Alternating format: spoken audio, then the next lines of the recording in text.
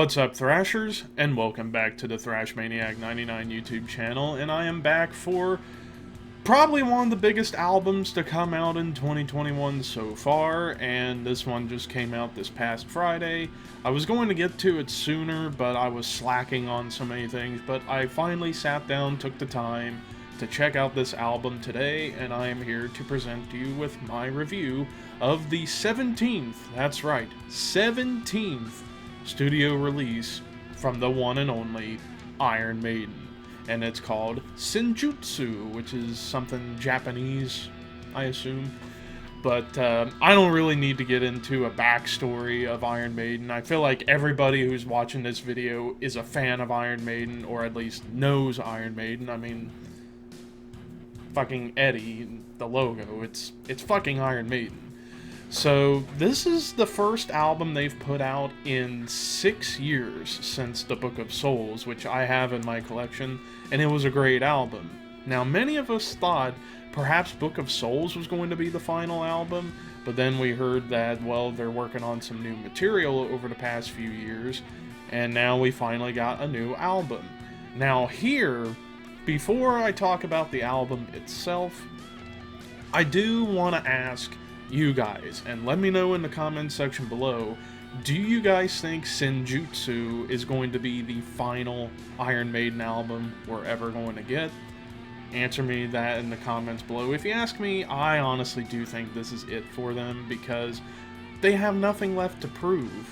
I mean, they don't have anything to prove. They've already proven that they are arguably the most influential metal band of all time, next to Black Sabbath, Judas Priest.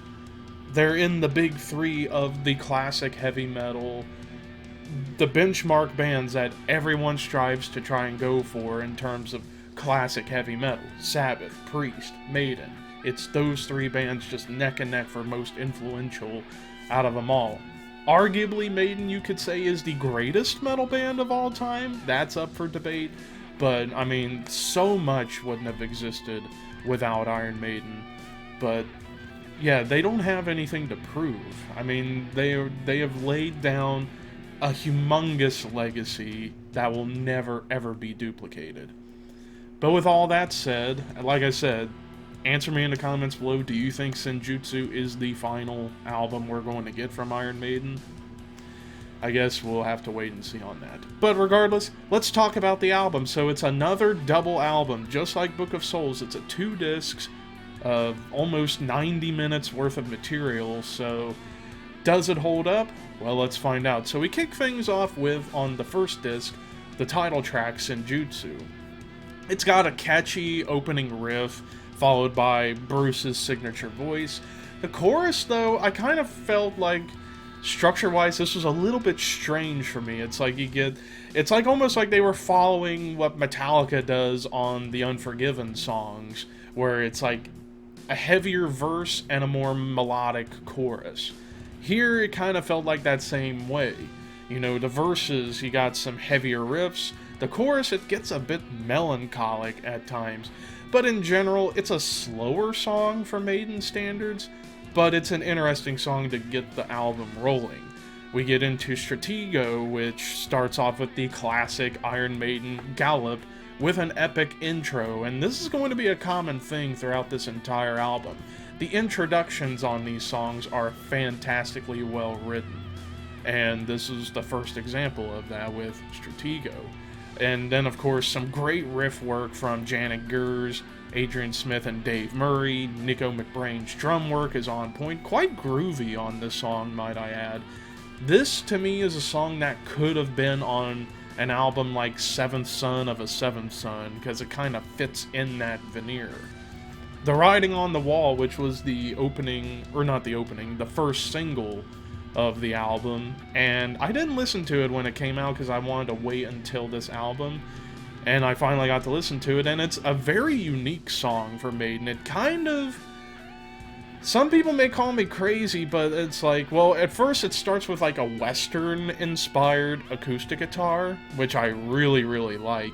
To me, this song kind of is like a Western-inspired version of Led Zeppelin's Kashmir, mixed with a little Bad Company. Like, I felt like there were moments that kind of remind me of the classic band Bad Company.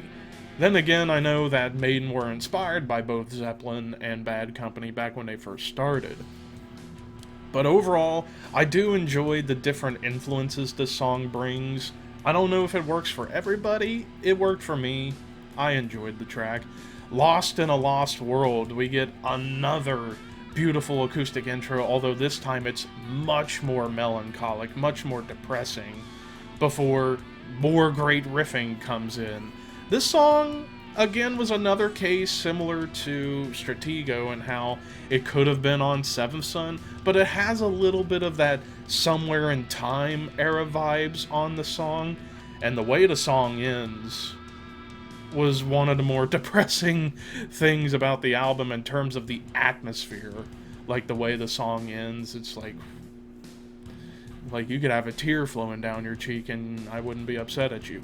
Following up was Days of Future Past. First off, I find it cool that there's a song named after the classic X-Men comic story. But the way the song starts off, it almost felt like a continuation of Lost in a Lost World, but just a bit more upbeat and a little bit faster. But it has more of the signature Maiden elements that go on top. And while this was the shortest song of the album, it sure packed a punch. And this was one of my favorite songs of the album because they were able to compact everything into a 4-minute song and do it so well. And we end disc number 1 with The Time Machine. We get another solid acoustic introduction before it goes full tilt boogie. Some of the riffs on this song do kind of take me back to like Rhyme of the Ancient Mariner or anything off of that Power Slave album. It's got some of those influences attached for me. Although the slight tempo change when the solo kicked in felt a little bit off. Like it didn't feel like a natural transition. It just kind of felt like a start-stop thing. Like it just goes from one tempo to suddenly going a little bit faster or a little bit more up there in speed. And it didn't feel like a smooth transition. It kind of felt a little bit rough. For those who have heard the song will probably understand what I'm talking about. But it's still another great song and another beautiful ending. And it was a great way to end disc number 1. Now, disc number 2, only 4 songs, so this is where the more prog influence really comes into play. We start off with disc number 2 with The Darkest Hour, and it is dark, it is somber, it is depressing, and it definitely, I would say, is the darkest and most somber song of the entire album. And like I said, this is where the more progressive rock influences really start to come through, and this was another one of my favorites off of the album. It was such a beautifully written song. I can't even do this song justice with just words. Death of the Celts, we get another beautiful acoustic introduction before it settles into like a Japanese inspired groove, and also some of the riffs that come in the beginning kind of has a bit of like a Japanese flair to it. Although when we get into the middle of the song, there's a lot of bluesy and Deep Purple inspired parts that comes before the solo and then follows the solo. And I really, really like that because I am a fan of Deep Purple, particularly the Ian Gillan era stuff. And then we get another sad ending to a great song that leads into the following song, the penultimate song of the album, The Parchment. And this was definitely, I think, the heaviest song of the album. It kicks off with some heavy riffs, and it was great. Still proggy at moments, especially with how the song was constructed. And it has its epic moments, and it gets a bit fast towards the end of the song. But then we get the finale, Hell on Earth. Another dark, somber track, especially in the introduction, before it goes into the classic gallop. The solos, probably the best solos on the entire album, was on this song. Bruce having some of his best vocal moments on the album came in here, same with Nico's drum work. I would say hands down Hell on Earth was the best song of the album, and I'm even going to go out on a limb and say one of the best Maiden album closing songs I've ever heard. Fight me if you want in the comments below on that. So overall, there were many great moments throughout this entire album. Now, as far as production, I thought personally the guitars were a little bit thin in the mix. The snare could have sounded a little bit better. The bass, however, was very prominent, which is always important, especially it's Steve fucking Harris. And Bruce's vocals, while they aren't like they used to be, they still do shine in so many ways on this album. Songwriting-wise, they do get a little bit creative. They did get creative on quite a few of these songs, which is something that Maiden needs to do at this stage in their career. However, there were moments, like especially on the second disc, where especially on the song The Parchment, where they just kept playing the same riff for a little bit too long, and not much new life was brought into that riff in the middle of The Parchment before Bruce's vocals kicked in. Then it felt like new life was being given to the track, which was why The Parchment, while it was the heaviest song of the album, I thought it was the weakest song of the album. Still good, like there's not a bad song on this album, in my opinion. And so, now that brings me to my final score. While I do think overall this is better than Book of Souls, and Book of Souls was great, I do think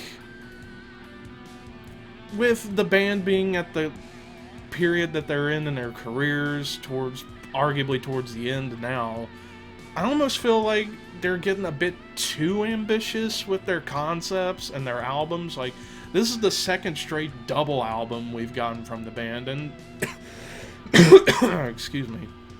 And while I enjoy bands that experiment like that, it depends on how it's done, in my opinion.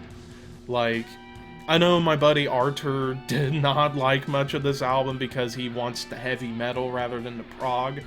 I thought the prog on this album, personally, was the best thing on the whole album, because they're able to explore a little bit with their songs and not just, you know, sticking to the same old formula. While granted, like I said, The Parchment did have those moments in the middle where the same riff just kept getting played over and over and over without much life being brought into it until Bruce's voice kicked in. But nonetheless, this was still another great Maiden album. However, when I compare it up against other albums that have come out this year, it doesn't quite hold up to many of the albums that I've reviewed or listened to this year.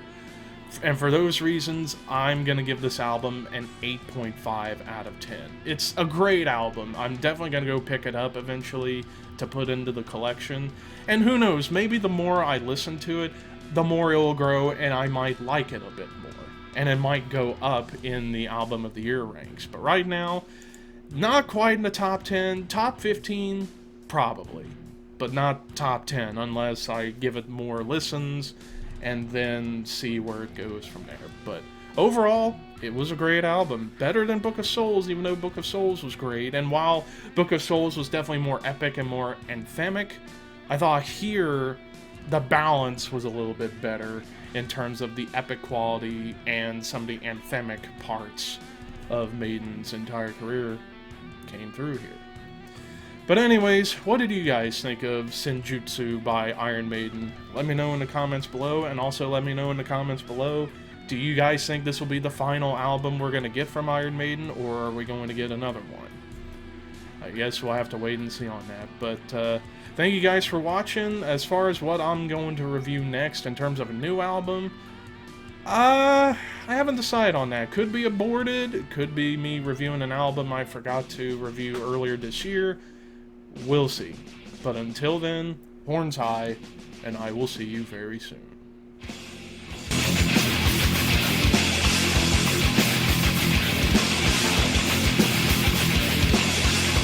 Like a good neighbor, State Farm is there. Hey, can you fix this for me, please?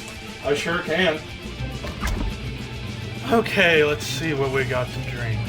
Ah, fucking perfect. Ah, some good old Powerade. Delicious. No, not really. You know what I like to have every morning? A nice sandwich with some Clover Valley creamy peanut butter. But you know what else I want to do with this? I want to dip my balls in it! Let's see what we got in here. Damn it, we don't even have Spam in here! Whoa!